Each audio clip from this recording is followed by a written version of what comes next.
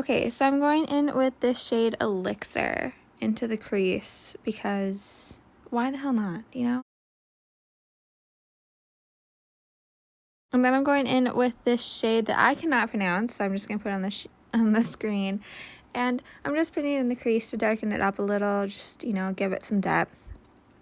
And then again, I'm going in with this shade Social, again, to just deepen up the crease. You know, give it depth, give it some, you know.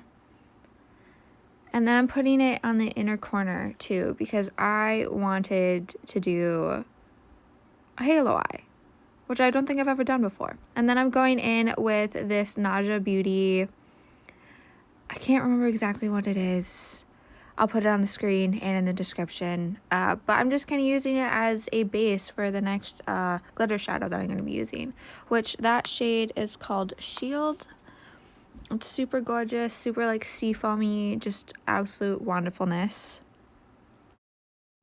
And then I went in with this shade Potion, which is just such a yummy, darkish, like almost cobalt blue glitter. Just so yummy, putting that in the inner corner and the outer corner just to deepen it up, give it some more glitter.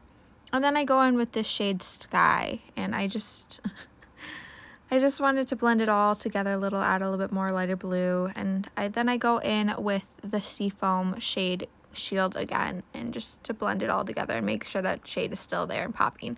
Then I put on my amazing, wonderful go-to ColourPop lashes. I also use my LA Girl Neon Shockwave liner, which I will put up there and in the description. And then I use that shade Elixir again and put it under the bottom lashes, and then going in with the Shield Seafoam color in the middle and in the inner corner again to just make it all cohesive. And this is the completed look.